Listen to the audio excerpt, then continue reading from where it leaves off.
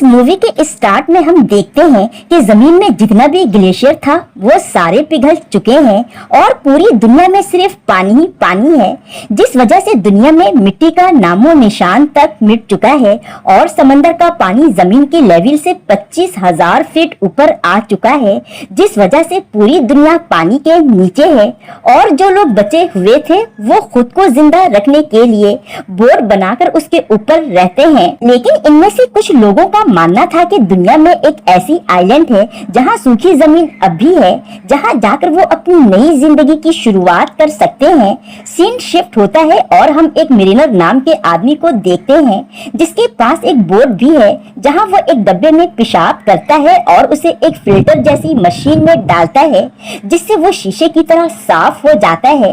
इसके बाद वो उसे पी लेता है क्योंकि समंदर का पानी पिया नहीं जा सकता। खैर, इसके बाद मरीनर उस पानी को कुल्ली करके समंदर में फेंकने के बजाय एक बास्केट में फेंकता है जिसमें पौधे लगे हुए थे। इसी दौरान मरीनर को एक आदमी मिलता है जिससे वो कहता है कि समंदर का एक रूल है कि जब दो बंजारे मिलते हैं तो उन्हें अपने सामान को एक्सचेंज करना पड़ता है। लेकिन वो आदमी कहता है कि मुझे तुम्हारे किसी सामान की जरूरत नहीं है, मेरे पास ऑलरेडी बहुत सामान है और मैं अभी अभी एक जल बस्ती से आ रहा हूँ जो यहाँ से तकरीबन 8 दिन की दूरी पर है। तभी उन्हें दूर से कुछ लोग आते हुए नजर आते हैं जिन्हें इस जगह पर स्मोकर यानी लुटेरा कहा जाता है और उनका काम बस लोगों को लूटना है।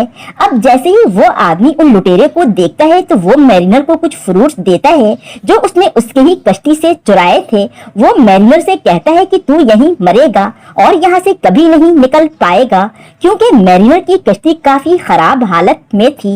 ये सब कहकर वो वहाँ से जाने लगता है। तभी मैरिनर एक हैंडल खींचता है जिससे उसकी कश्ती में बड़े बड़े पर्दे लगने लगते हैं। दरअसल उसकी बोट बहुत ज्यादा एडवांस थी और इसी वजह से उसकी बोट तेजी से चलने लगती है और जो आदमी उसका फल चुरा कर भाग रहा होता है, मैरिनर उसके कश्ती का पर्दा फाड़कर आगे निकल जाता है। पर्दा फटने की वजह से उस आदमी की बोट स्लो हो जाती है। तभी पीछे से आते लुटेरे उसे शूट कर देते हैं, मगर मैरिनर वहाँ से बचकर भाग जाता है और उस जल टाउन तक पहुँच जाता है जिसके बारे में उस आदमी ने बताया था। मैरिनर उस टाउन के बाहर से उन्हें मिट्टी दिखाता है और मिट्टी देखकर टाउन के लोग बहुत ज्यादा हैरान होते हैं क्योंकि जिस तरह आज के जमाने में हीरे जेवरात कीमती हैं, इसी तरह से उस टाइम मिट्टी की कीमत बहुत ज्यादा हुआ करती थी। इसलिए वो लोग मैरिनर को अपने टाउन के अंदर आने देते हैं। इसके बाद जब कस्बे के लोग मैरिनर की मिट्टी की वजन करते हैं तो वो तकरीबन 3 किलो 50 ग्राम होती है। इसके बदले में ये लोग मैरिनर को 62 सिक्के देना चाहते हैं, लेकिन मैरिनर कहता है कि मुझे 62 नहीं बल्कि इसके दुगने चाहिए और वो लोग डबल सिक्के देने को भी मान जाते हैं। फिर मैरिनर सिक्के लेकर एक दुकान पर जाता है और अपने लिए फ्रेश वाटर खरीदता है। तभी उसकी नजर एक टमाटर के पौधे पर पड़ती है जिसे वो खरीदना चाहता है। शॉप वाली लड़की कहती है कि अगर तुम्हें ये पौधा चाहिए तो तुम्हें इसकी कीमत आधे सिक्के देने होंगे। मैरिनर को तो वो पौधा चाहिए था, इसलिए वो सिक्के देकर पौधा खरीद लेता है। इस शॉप वाली लड़की का नाम हेलन है और इसके साथ जो दूसरी लड़की होती है उसका नाम एनोला। इसके बाद मैरिनर अपना सामान लेकर वहाँ से जा ही रहा था कि कस्बे के लोग उसके पास आते हैं। उनके साथ एक लड़की भी होती है। ये लोग मैरिनर से कहते हैं कि तुम इस लड़की के साथ बस एक रात गुजारो और जब ये प्रेग्नेंट हो जाए तो तुम यहाँ से जो भी सामान लेकर जाना चाहो वो लेकर जा सकते हो। दरअसल ये टाउन वाले मैरिनर को ऐसा करने के लिए इसलिए भी कहते हैं क्योंकि कस्बे वालों की नस्ल काफी कमजोर थी और मैरिनर इनके टाउन का नहीं बल्कि बाहर से आया था। इसलिए टाउन वालों की जनरेशन बढ़ाने के लिए उन्हें एक ऐसा बच्चा चाहिए था जो बड़ा होकर इनकी नस्ल बढ़ा सके। लेकिन मैरिनर उन्हें ऐसा करने से साफ मना कर देता है और कहता है कि तुम लोगों के पास ऐसा कुछ नहीं जो तुम मुझे दे सको। ये सब कहकर वो वहाँ से जाने लगता है। तभी उन्हें शक होता है कि ये कोई स्मोकर है, इसलिए ये लोग उसे पकड़ लेते हैं और इसी बीच ये लोग देखते हैं कि उसके कान के पीछे गिल्स है, जिसे देखकर एक लड़का चिल्लाता है कि ये म्यूटेंट है। इसके बाद वो लोग उसे कैद कर लेते हैं और एक केज में बंद करके वहाँ जो कीचड़ होता है उसमें डुबाना शुरू कर देते हैं। दरअसल यहाँ जो भी इंसान मर जाता है उसे ये लोग इस कीचड़ में फेंक देते हैं ताकि उसकी बॉडी को सड़ाकर खाद बनाई जा सके। लेकिन इससे पहले कि मैरिनर कीचड़ में डूब जाता, स्मोकर इस टाउन पे हमला कर देते हैं। यहाँ हम एक आदमी को देखते हैं जिसका नाम गेट्समैन होता है, जो कि एक इन्वेंटर है। उसके पास एक उड़ने वाला बलून भी होता है। अब क्योंकि कस्बे पर अटैक हुआ था, इसलिए वो हेलन और अनुला को भी अपने साथ लेकर जाना चाहता था। मगर इससे पहले कि हेलन और अनुला बलून तक पहुँच पाती, वो उड़ जाता है। दूसरी तरफ मैरिनर डूब रहा था। तभी हेलन उसके पास आती है और कहती है कि मैं तुम्हें बचा सकती हूँ, लेकिन इसके बदले में तुम्हें हमें अपने साथ लेकर जाना होगा। मैरिनर मान जाता है और ये तीनों की तीनों वहाँ से भाग जाते हैं। वहीं स्मोकर्स कस्बे को डिस्ट्रॉय करके उस पे कब्जा कर लेते हैं।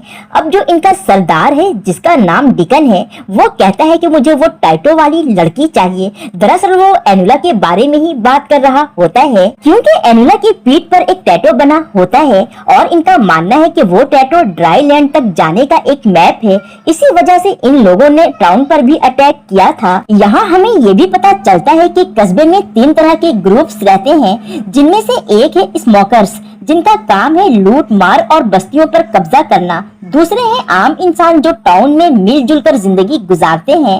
और तीसरे हैं म्यूटेंट, जिनके कान के पीछे फिश की तरह गिल्स होते हैं, इसलिए ये पानी के अंदर भी सांस ले सकते हैं। और मैरिनर भी एक म्यूटेंट था। वो हेलन से कहता है कि हमें एलिना को मारना होगा, क्योंकि हमारे पास इतना पानी नहीं है जिस पर हम 3 लोग जिंदा रह सकें।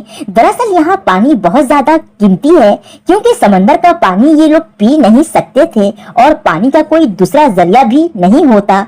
लेकिन हेलन उसे ऐसा करने से मना करती है। वो कहती है कि एनुला सिर्फ एक बच्ची है, इसे मत मारो। जिस पर मैरिनर कहता है कि पानी के बगैर वैसे भी तुम दोनों मर जाओगे, इससे बेहतर है कि एक पहले ही मर जाए। लेकिन हेलन उसे किसी तरह मना लेती है और मैरिनर अनुला को नहीं मारता। सीन शिफ्ट होता है और हम स्मोकर के सरदार डिकन को देखते हैं, जो कहता है कि मुझे हर हाल में वो टैटू वाली लड़की चाहिए, क्योंकि वो लड़की ही ड्राई लैंड तक जाने का वाहिद जरिया है। इसलिए वो अपने साथियों को एक जहाज से मैरिनर के पीछे भेजता है और वो लोग उस तक पहुंचने में कामयाब भी हो जाते हैं और उन पर अटैक कर देते हैं। मैरिनर अपने हथियार लेने के लिए बोट के नीचे भागता है। यहाँ हेलन को लगता है कि शायद वो डर कर भाग गया है, इसलिए वो अकेले ही उनका मुकाबला करने का फैसला करती है। हेलन जिस वेपन से उन पर अटैक कर रही थी, उसमें से एक तार निकलती है जो जाकर स्मोकर की जहाज में फंस जाती है, जिस वजह से ये लोग फंस गए और मैरिनर के बोट के चारों तरफ घूमने लगते हैं। इसी दौरान वहाँ मैरिनर भी आ जाता है और वो बड़ी मुश्किल से उस तार को काट देता है। इसके बाद स्मोकर भी अपनी जहाज लेकर वहाँ से चले जाते हैं। यहाँ मैरिनर के बोट की हालत बहुत ज्यादा खराब हो चुकी थी, इसलिए गुस्से में आकर वो हेलन और अनुला के बाल काट देता है और उनसे कहता है कि आज के बाद मेरी किसी भी चीज को हाथ मत लगाना। इसके बाद ये लोग अपनी डेस्टिनेशन कंटिन्यू करते हैं। इसी दौरान उन्हें एक बोट दिखाई देती है। हेलन कहती है कि हमें उस बोट वाले से बात करनी चाहिए, हो सकता है कि उसके पास कुछ खाने पीने की चीजें हों। मैरिनर ऐसा करना तो नहीं चाहता था, लेकिन वो हेलन के कहने पर उससे बात करता है। मगर उस आदमी के पास खाना नहीं बल्कि कागज का एक टुकड़ा होता है। वो कहता है कि तुम तो जानते ही होगे, इस जमाने में कागज का टुकड़ा मिलना भी किसी मेडिकल से कम नहीं, लेकिन ये कागज भी मैं तुम्हें तब दूंगा जब तुम कुछ टाइम के लिए हेलन को मेरे पास छोड़ोगे।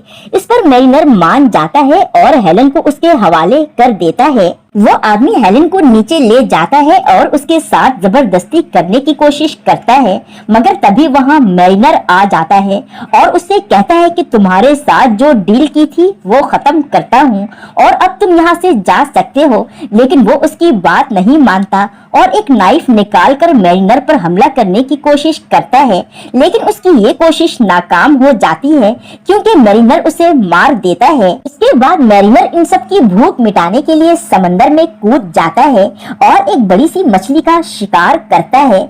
जिसके बाद ये सभी लोग बैठकर खूब मजे से पेट भरकर खाना खाते हैं।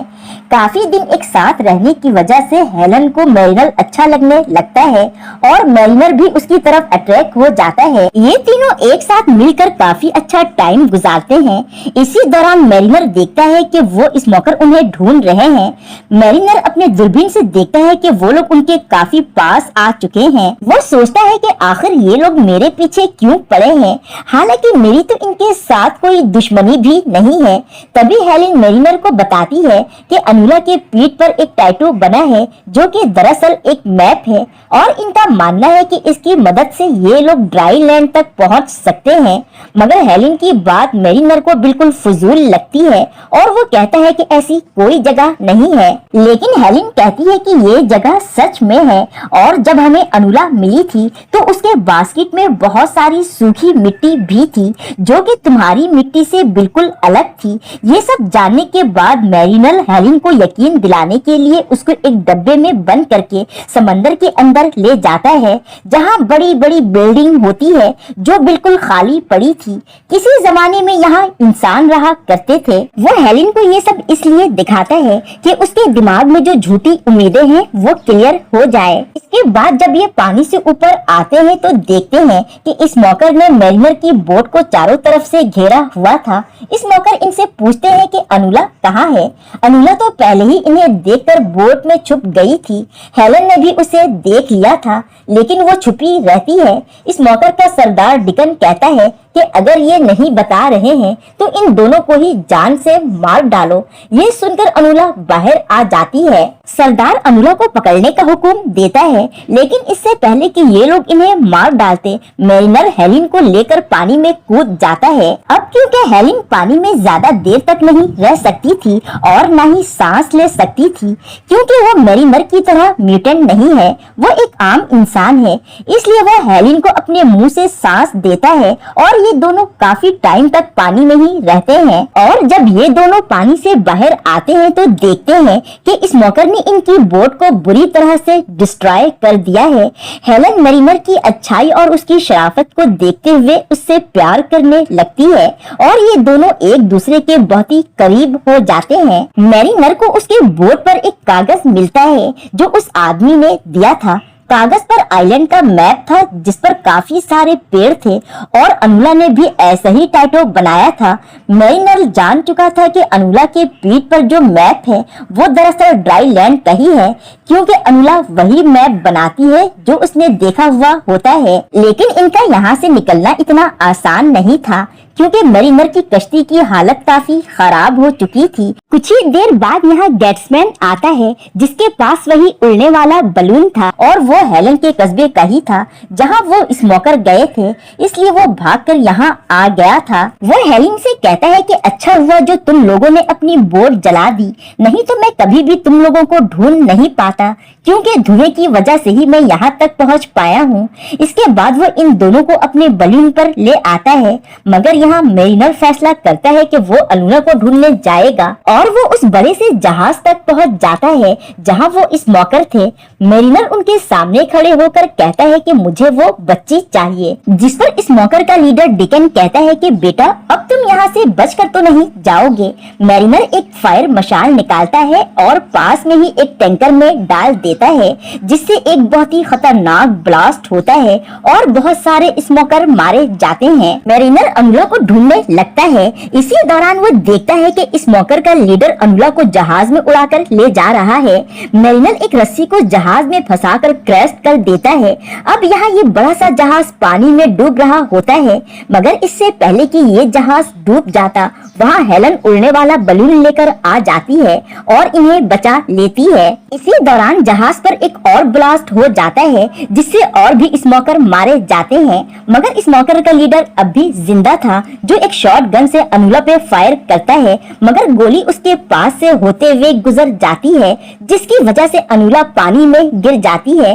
वो लीडर उसकी तरफ आ रहा था, तभी मैरिनर ऊपर से छलांग लगाता है और अनुला को उठाकर ऊपर ले जाता है। वो स्मोकर जो अनुला को पकड़ने के लिए आ रहे थे वो आपस में टकरा जाते हैं, जिससे बहुत बड़ा धमाका होता है और इस धमाके में लीडर के साथ साथ सारे बचे कुचे स्मोकर भी मारे जाते हैं और इस तरह इन सबकी जान बच जाती है। अब इनके साथ जो आदमी होता है उसे मैप पढ़ना आता है और इस मैप की मदद से ये लोग आखिरकार ड्राई लैंड तक पहुंच जाते हैं, जहां पर एक टूटी फूटी हुई झुग्गी होती है। वहां पर इन्हें स्केलेटन मिलते हैं जो कि अनुला के पेरेंट्स के थे और उनके पास ही टैटू बनाने वाला सामान भी पड़ा था, क्योंकि वो जान चुके थे कि अब वो मरने वाले हैं। इसलिए उन्होंने अनुला के पीठ पर टैटू बनाकर उसे एक बास्केट में डाल दिया और इसके साथ ही सूखी मिट्टी भी डाल दी थी, ताकि जब अनुला किसी को मिले तो उन्हें ये भी पता चल जाए कि ड्राई लैंड कहाँ पर है। और ऐसा उन्होंने इसलिए किया था क्योंकि अनुला उस वक्त बहुत छोटी थी और अगर वो यहाँ होती तो जिंदा नहीं बचती। अनुला के पेरेंट्स ने जैसा सोचा था आज बिल्कुल वैसा ही हुआ। इसी दौरान हम देखते हैं कि मैरिनर को यहाँ कुछ अच्छा नहीं लग रहा था, क्योंकि वो इंसान नहीं एक म्यूटेंट है, इसलिए वो समंदर में वापस जाना चाहता है, जबकि हेलन और अनुला नहीं चाहती कि वो वापस जाए, लेकिन उसे जाना ही होगा क्योंकि उसकी असल दुनिया तो समंदर है। और बस ये दिखाते हुए ये मूवी यहीं खत्म हो जाती है। Thank you for watching.